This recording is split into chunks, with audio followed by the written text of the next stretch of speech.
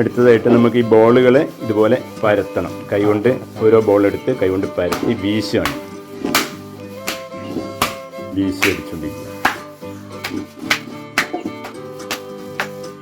എണ്ണ പുരട്ടിയിട്ടാണ് അല്ലേ?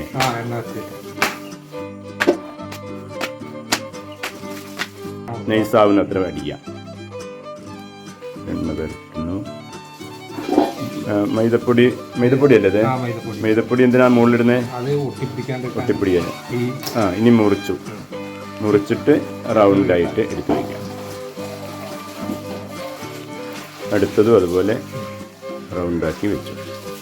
ഇത് ഓരോന്നും ഓരോ പൊറോട്ടകളാണ്. എല്ലാം ആദ്യമേ തയ്യാർ ചെയ്ത് വെക്കണം.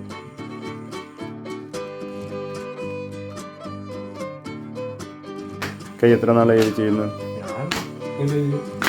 17 വയസ്സ് മുതൽ.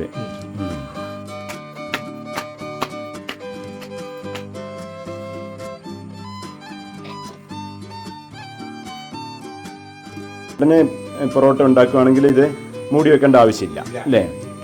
അല്ലെങ്കിൽ നനഞ്ഞ തുണി കൊണ്ട് മൂടി വെക്കണം.